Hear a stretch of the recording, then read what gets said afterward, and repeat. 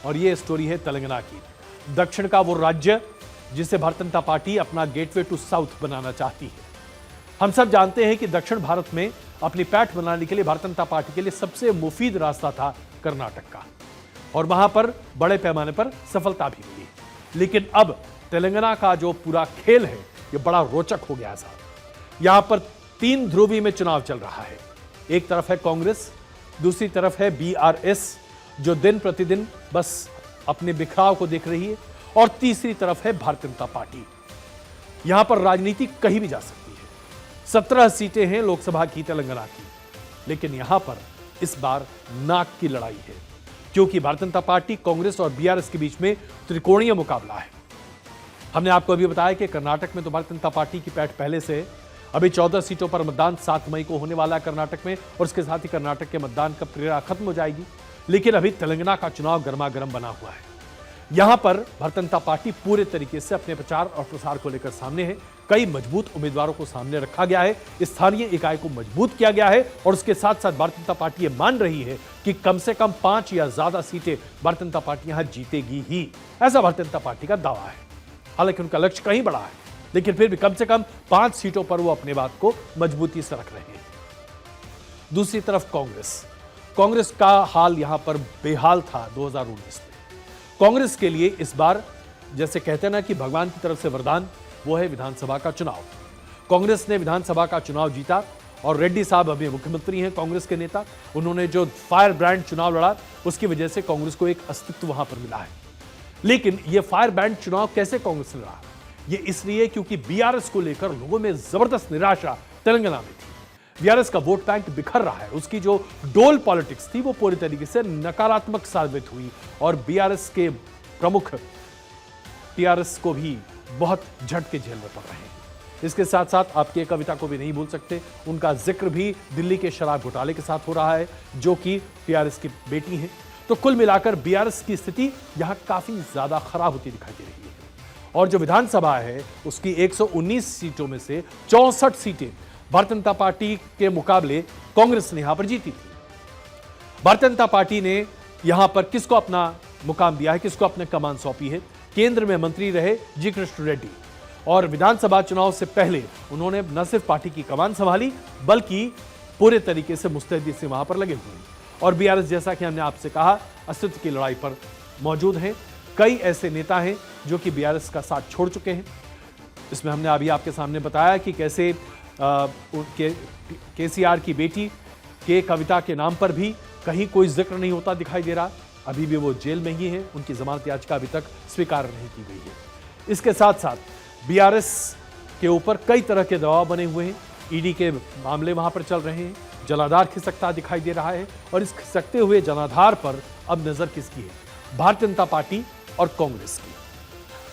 अब यहां पर बीआरएस के मौजूदा सांसद रंजीत रेड्डी समेत कई ऐसे विधायक हैं जो कांग्रेस का दामन थाम चुके हैं।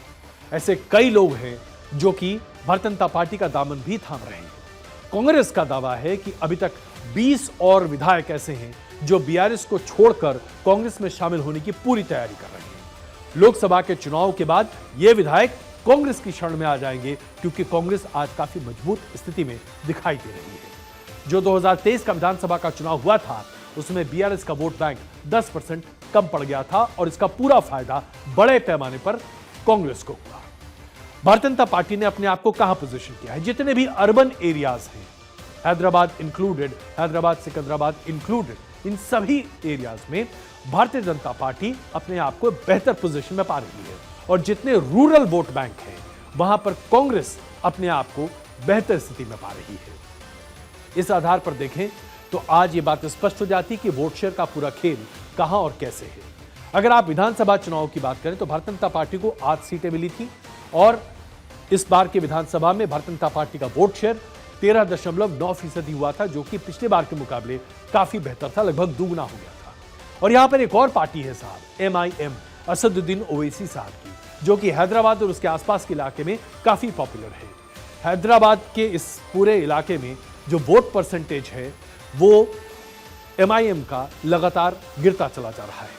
अगर हम लोकसभा की बात करें तो लोकसभा में कांग्रेस को 3 सीटें 2019 में मिली थी, बीआरएस ने 9 सीटें यहां पर जीती थी, भारतीय जनता पार्टी को 4 सीटें मिली थी और एमआईएम की 1 सीट असदुद्दीन ओवैसी वाली उनको मिली थी। यानी भारतीय जनता पार्टी आज अपने लक्ष्य को कहीं आगे लेकर चल रही है और जैसा कि मैंने आपको बताया कम से कम 5 सीटें तो वो मान ही रही है और मान रही है कि कांग्रेस के बाद नंबर 2 पार्टी अगर आज कोई है तो वो भारतीय जनता पार्टी होगी। हालांकि भारतीय जनता पार्टी अपने आप को नंबर 1 से कम नहीं मानती और इस पूरे चुनाव की परिणति इस बार, तेलंगाना के चुनाव की परिणति इस बार हैदराबाद में होने जा रही है, क्योंकि हैदराबाद में भारतीय जनता पार्टी ने अपनी पकड़ को जबरदस्त तरीके से मजबूत करने की कोशिश की है। ऐसा उम्मीदवार उतारा है कि असदुद्दीन ओवैसी के सामने कोई डट कर खड़ा हो सके और मुंहतोड़ जवाब दे सके। असदुद्दीन ओवैसी और उनका परिवार हैदराबाद की सीट पर बीते 40 साल से काबिज रहा है और भारतीय जनता पार्टी ने मुकाबले में डॉक्टर माधवी लता को उतारा है। डॉक्टर माधवी लता ने असदुद्दीन ओवैसी की लड़ाई इतनी मुश्किल कर दी है कि वो ईंट का जवाब पत्थर से देती हुई दिखाई दे रही है। इस आधार पर उनके ऊपर कई तरह के कंप्लेंट्स भी किए गए हैं, लेकिन वो अपने हिंदुत्व छवि को कभी भी कम करने की कोशिश नहीं कर रही। ऐसे में अगर हैदराबाद की सीट पर असदुद्दीन ओवैसी साहब को सफलता नहीं मिलेगी तो आप जानते हैं इसका क्या नतीजा होगा। एमआईएम जो कि उत्तर प्रदेश, बिहार, पश्चिम बंगाल, महाराष्ट्र इन सभी राज्यों में अपनी पकड़ धीरे धीरे बढ़ाने की कोशिश कर रही है, उसका जनाधार घटेगा। भाई अगर नेता ही नहीं रहा लोकसभा में तो विधानसभा में या लोकसभा में बाकी कौन आता हुआ दिखाई देगा। इसके आधार पर स्थिति यहां पर काफी कमजोर होती दिखाई दे रही है एमआईएम की। और भारतीय जनता पार्टी को उत्साह इस बात से भी मिल रहा है कि हाल ही में हुए कॉरपोरेट और नगर निगम के चुनाव में भारतीय जनता पार्टी ने अपने पिछले बार के मुकाबले इस बार का परफॉर्मेंस हैदराबाद के क्षेत्र में काफी अच्छा किया है। कुल मिलाकर देखा जाए तो तेलंगाना की इस बार की चुनौती है वो अपने आप में जबरदस्त है, मुकाबला अच्छा है, त्रिकोणीय है, लेकिन एक तरह से आप इसे कहते हैं कि यह मुकाबला दरअसल कांग्रेस बनाम बीजेपी होता हुआ दिखाई दे रहा है, क्योंकि बीआरएस का वोट शेयर बड़े पैमाने पर इन दो पार्टियों में बटेगा और इसी के आधार पर आप 4 जून को चीजों को होता हुआ देखेंगे।